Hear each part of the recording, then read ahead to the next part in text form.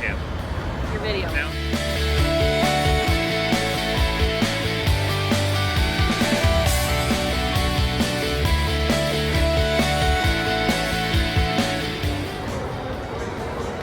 Okay, show us how it's done, honey. That was a fluke.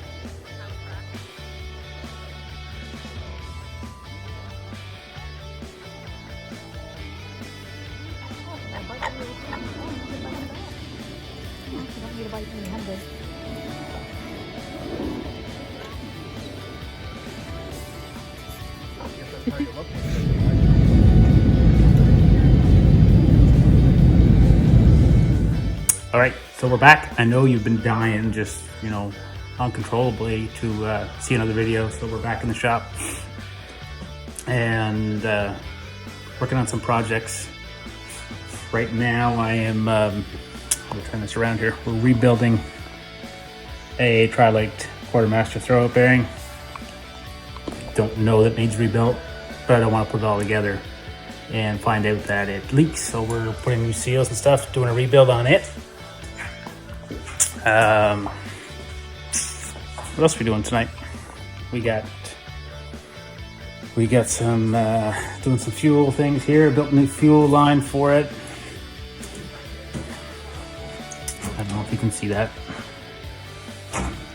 Where are we at here? Anyway, yeah, picked up new fuel line. We did a new fuel line. Built that last night. Installed it. Did not like the system that the motor came with. So redoing that, tidying up a bunch of little things. One of the next big projects we're going to attack is when we get the motor, it didn't have the right flywheel on it. So we got a used flywheel up here on the wall from a good racer down in the States. So we think it's good, but it does involve taking the whole bell housing out, transmission, and we're going to cover that in a video, I think. These are all just things, preventative stuff we don't want to give us grief when the season starts. So right now, we're at this stage of this project here. Just to get ready to put the piston back in the throwout bearing. You can see the old seals. They look a little ratty. So yeah, we're going to put the piston in and new fittings, new seals on all the fittings. New wiper seal, and hopefully it's going to be good for the season. So there you have it, all rebuilt. New seals under here, new seals on the fittings. We'll put the lines back on for bleeding and for the feed. We'll get the leftovers here. Every good racer that's ever been cutting corners knows what you do with the old ones. We're going to put them back in the bag. Save them for a rainy day, hoping that we never need them. Well guys, back in the shop, kind of find a new project I didn't need, but one that has to be done. So when we got this rear end in the car, we got really wasn't comfortable with the rear end and thought it had way too much drag in it. So spent a lot of time frigging around trying to analyze what could be causing it to be so heavy to turn. So finally I analyzed it to death and figured out that there's got to be too much load on the bearings and the side belts. I cracked the bolts that go through the rear end, and now you can see this thing turns as free as a bird. So unfortunately it's all got to come out, be redone. You can see how free it turns there now. Before I cracked the side bolts, you could not barely turn this. So, all coming out. All gotta be redone, reshimmed. Spool's gotta come out of the rear end. Kind of sucks, but it's only December, so this is the time to do that stuff. We know we have to take the drive shaft, transmission, all that stuff apart anyway, because we are going to switch the flywheel around, which I told you. We're going to try to build a shifter for once so I can have an actual real shifter in the car. Picked one up from J.R. Fitzpatrick. It seems like it's going to work. And yeah, so you can follow along a little bit here. We'll try to get some video as things go along.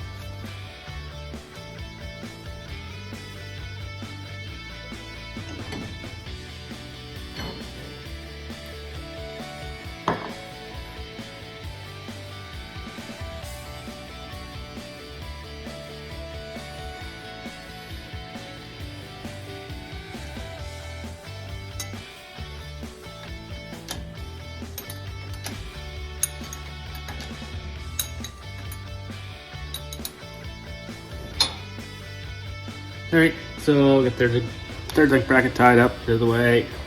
Gonna unhook the panel bar, trail arms, shock links, and we're gonna try to get it right. This is the old school 1980 version Howes panel bar bracket for the left side. It's an adjustment we use quite a bit. So we're gonna invest in a new bracket for the side that we can make quicker, easier adjustments other than normally you'd have to take all these 4 bolts out or loosen them, bang up on this end or down, and risk the chance of this moving back and forth. So we got a bracket here that mounts solid, stays here, has an adjustment up and down on this end so we can move our panel bar easier up and down.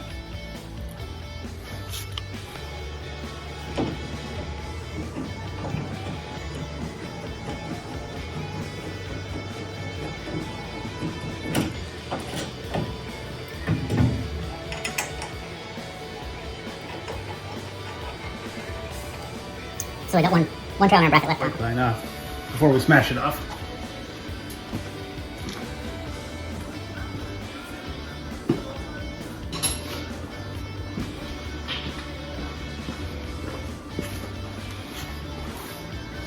We replaced all the calipers, so with some newer ones that we had. I think they were good ones that were on it, but we just knew these ones, so we put all 4 calipers on it.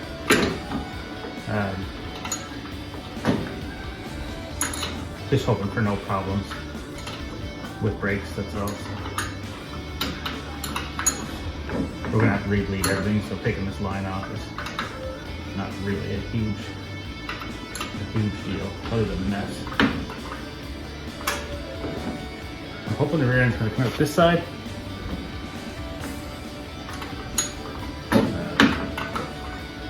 This is not a large shop, so there's literally room for one person in here basically. And I don't even know if we have room to take it out on the side of the shop. But you can see here now, we got everything unhooked.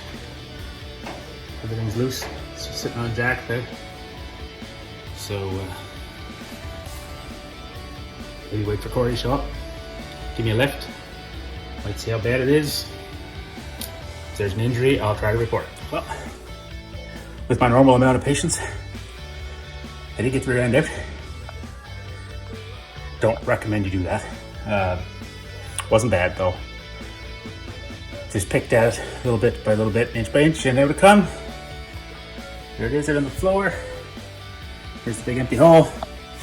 We're gonna get it tipped up, see what we can find out.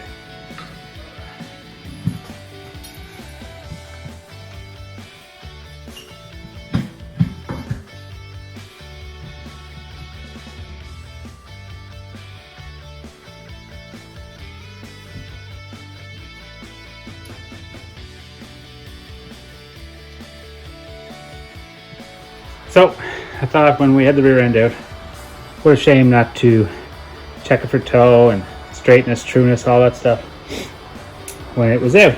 But didn't really have anything to do that with. But I've been hanging on to this very thick piece of true aluminum for years, and I always had the thought I'd make some toe plates with it. So today was the day. Used our bump steer plate for a pattern, and with these plates we should be able to check the rear end per square, check the rear toe fairly accurately, and we'll know then before we pull it apart where we're at. So after we pull it apart, that's the time to take it and get a tube put in it if we have to. So this was the time to do it. We'll put it all back, tighten it up, and try to measure it up for toe and see if everything's still true.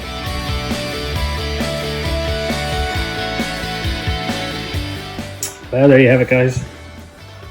Plates are made. Rear end's tightened up. Confirmed. I don't think you can see this. I can't get to it to show you. Maybe this way. But this is your pinion. And it should turn. And I can't turn it at all by hand. So that confirms it has to come apart. My plates are saying about 1/8 of an inch out, so it should really go on a jig. We'll see how finances and time allow. But that's where we're at right now, guys. Racing's fun, right?